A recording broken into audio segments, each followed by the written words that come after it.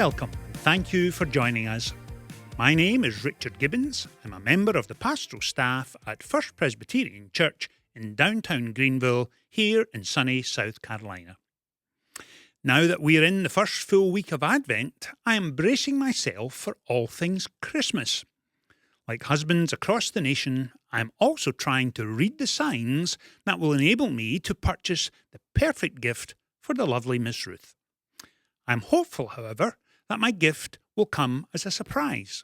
Yet even as I write this, I realise that wives often want a very specific gift, which is perfect in size, shape and colour. And they also want their husbands to think of it all by themselves. Such a gesture will, of course, prove that he gets her and has been paying attention all year. Christmas can be a dangerous time for husbands. I did, however, visit my local mall this week in the hope of purchasing the elusive perfect gift and ventured into the food court. After a quick look around, I left fairly quickly, because once you have seen one food court, you've seen them all. And exclusive to our podcast today is our Christmas joke hotline.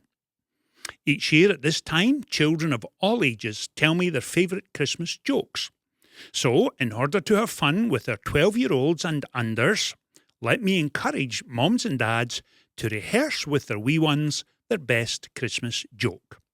Then call the First Pres Christmas Joke Hotline, 864-565-0925. Let me say that again, just in case you missed it. The First Pres Christmas Joke Hotline, 864-565-0925. Listen to the recording, then ask your children to say their name, their age, and tell me their joke. The best 3 Christmas jokes will be played at our children's service on Christmas Eve, and each one we play will receive a prize. We have 2 children and family services scheduled for the 24th, 11 a.m. in the Worship and Arts Centre, and the second at 4 p.m. in the sanctuary. A live nativity with special guests will take place at each of these services. We will sing some of our favourite Christmas carols and hear again the wonder of the Christmas story. I'm looking forward to hearing new Christmas jokes so that I can inflict them upon you throughout the Advent season. Thanks for taking part. As we continue to move through December, the timing of services will change a little during the Advent season, so please add the following dates and times to your calendar. Sunday, December the 7th is our normal schedule. However, our schedule changes a little on Sunday, December the 14th, when we only have 2 services, 8:30 and 10:45, and both are in the Worship and Arts Centre. Sunday, December 21st is our normal schedule, and then very quickly we arrive at Christmas Eve on Wednesday, the 24th. On that day, which is a very busy day with lots of services taking place, our first service begins at 11 a.m. for the children's service with a live nativity and special guests, and that will take place in the Worship and Arts Centre. At 2 p.m, our Christmas afternoon service is being held in the sanctuary. At 4 p.m, our children's service with live nativity and special guests will also take place in the sanctuary. At 7 o'clock, however, we're changing our venue to the Worship and Arts Centre for our candlelight service. And then at 11 o'clock for our watch night service, we're back in the sanctuary. Please take note of all these details, as Christmas Eve can be very complicated to remember where and when all our services will take place. And finally, for December, Sunday, December the 28th, we have 2 services once again, 10:45 in the Worship and Arts Centre and 11 o'clock in the sanctuary. Because Christmas is a busy season, it is also time to remind you about safety on our campus. If an incident relating to a shooting occurs, please get down on the floor and remain there. We have members of the emergency response team in each service who are trained and qualified in how to deal with this kind of emergency. We also have security personnel on campus and police officers directing traffic on Richardson and Washington. Should a fire alarm go off in the course of a service, the pastor leading the service will provide for you safety instructions, so please pay attention to our pastors. I'm hopeful and prayerful, however, that none of these safety measures will ever be needed, but it is always better to be prepared. On the lighter side, please give a warm First Pres podcast welcome to our genial co-host, our very own Christmas angel, and her special guest. Michelle, welcome.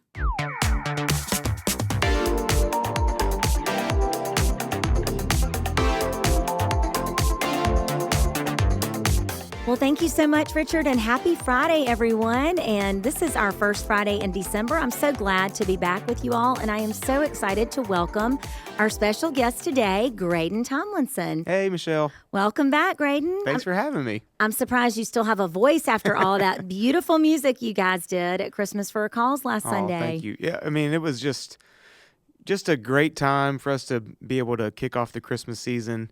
And you're right, my voice needed some rest, but thankfully we had a lot of help. We had some amazing singers and musicians part of it. So yes, y'all did. It was just a great time, and hopefully it's just become an annual tradition for us to do this. This is definitely, it was sold out. Yeah.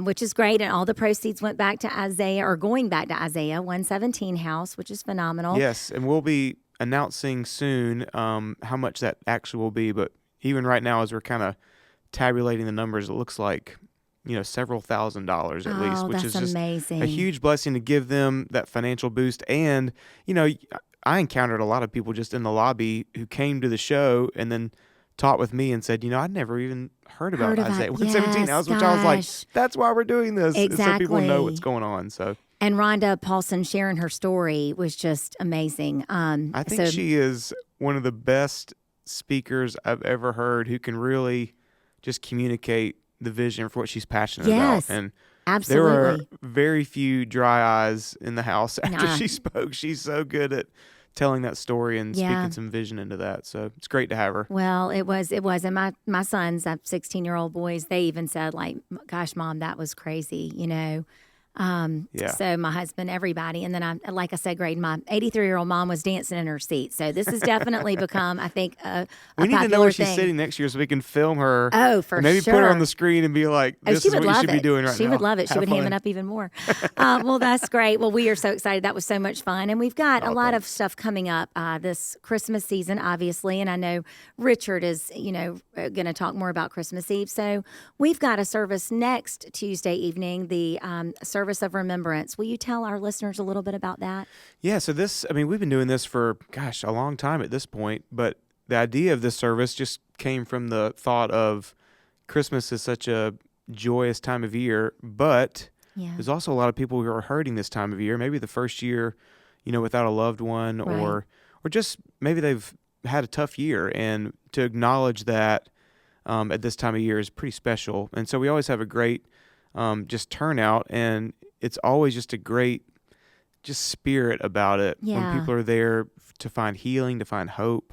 And so I'll be there playing some music, and Don Feuerbach is going to be leading that service as well. And it's just if you're not planning on being there and you find yourself in a position this Christmas season of feeling maybe not as much hope, not as much joy, right. I really encourage people to come to this because it's, again, just a great time of healing and hope, and just really reframing what the season can be for people. So it's a great service. Yes, and you'll do a beautiful job, just like you do in our prayer healing and prayer services. You always play just the right music to kind of touch the soul at the time. So that service is going to be next Tuesday, December the 9th at 6:30 p.m. in the Harper Chapel. Mm-hmm. So if you know someone, or if you, like Graydon said, is feeling just maybe a little more lost without hope this season, please join us for that.